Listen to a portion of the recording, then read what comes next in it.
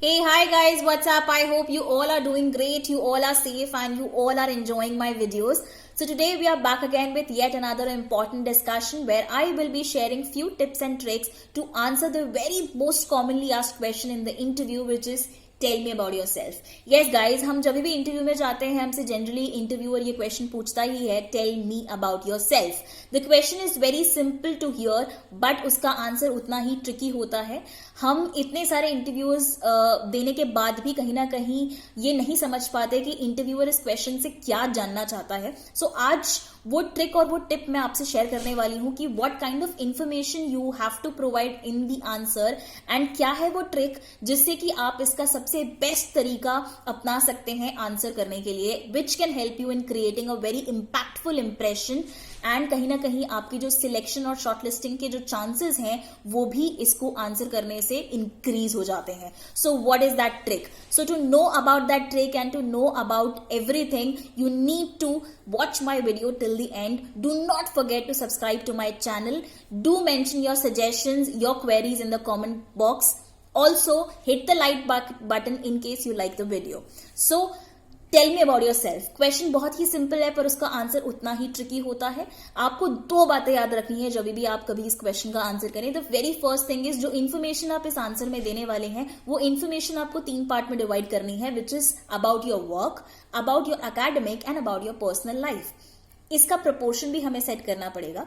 Work जो आपका experience है या आपका काम है या आपका प्रोफेशन है उसको आपको 80% वेटेज देना है.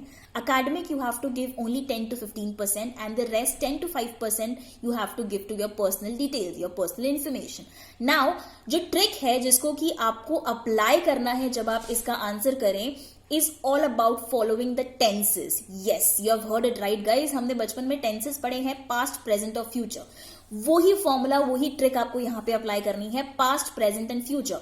अब आप जिस भी किसी जॉब प्रोफाइल के लिए या जिस भी किसी प्रोफेशन के लिए आप अप्लाई कर रहे हैं, जिस जॉब पोस्ट के लिए आप अप्लाई कर रहे हैं उसको ध्यान में रखते हुए आपको अपना आंसर पास्ट, प्रेजेंट और फ्यूचर के फॉर्मेट में फ्रेम करना है, जिसमें कि आपकी इंफॉर्मेशन उसी प्रोपोर्शन में सेट होगी. आपका प्रोफेशन और आपका काम होगा 80% वेटेज पे, आपका एकेडमिक इंफॉर्मेशन होगी 10 to 15% वेटेज पे और rest will be your personal details. So now how you have to answer it in past, present and future. उसका सबसे बेस्ट तरीका है कि हम स्टार्ट करेंगे कि what you have done about your qualification, what are you basically, and then you will come up to your internships, your experiences which you have in your past organizations या आपके जो भी projects रहे हैं, about your achievements, your accomplishments. If you are a sales person then you can mention all your sales figure, all your client acquisitions या जो भी ऐसी चीजें, जो भी ऐसा डेटा जिससे कि कहीं ना कहीं इंटरव्यूअर को ये पता चल सके that how good you are in your profession, how good you are at your work. सो आपको सबसे ज्यादा प्रेफरेंस देना है अपने काम, अपने प्रोफेशन के बारे में, where you will start from past. आपकी क्या क्या चीजें पास्ट में रही हैं, then you will come to present, what you are doing at this moment. If you are a fresher you can mention you are enhancing your skill और you are doing any course और you are pursuing something else या you are looking forward to these kind of things या आपके पास कोई अगर upcoming project है या यू आर अ फ्रीलांसर या whatever you are doing in the present time, you need to mention that.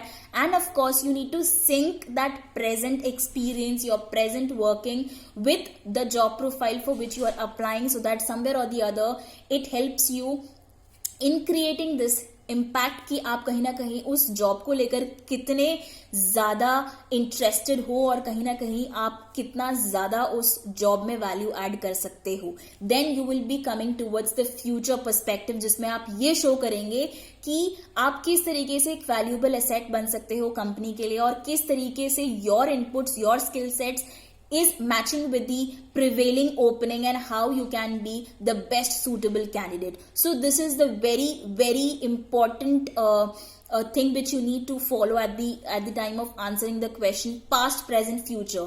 और इन तीनों टेंसेज में हमें ध्यान रखना है हम जिस पोस्ट के लिए अप्लाई कर रहे हैं उस पोस्ट को कहीं ना कहीं हम अपने आंसर में इन्वॉल्व रखें, so that the interviewer gets to know how neat you are, how important it is to get this offer in your hand. I hope I am able to resolve your query and कहीं ना कहीं आपको बहुत अच्छा answer मिला होगा इसका देने का.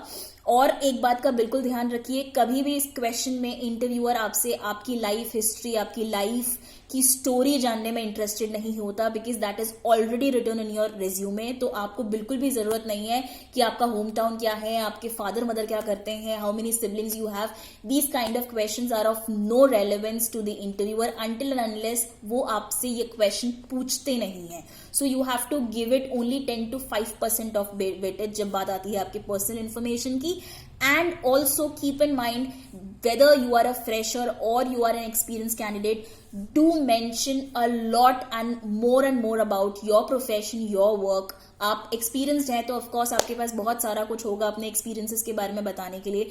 If you are a fresher then definitely you can mention about your internships, about your projects, about the profession you like, why have you chosen this profession, why have you applied and why have you been looking for such kind of profiles. So somewhere are the other आपको कहीं ना कहीं वो चीज अपने answer में लेकर आनी है, so that the interviewer can understand your mind set and the kind of person you are.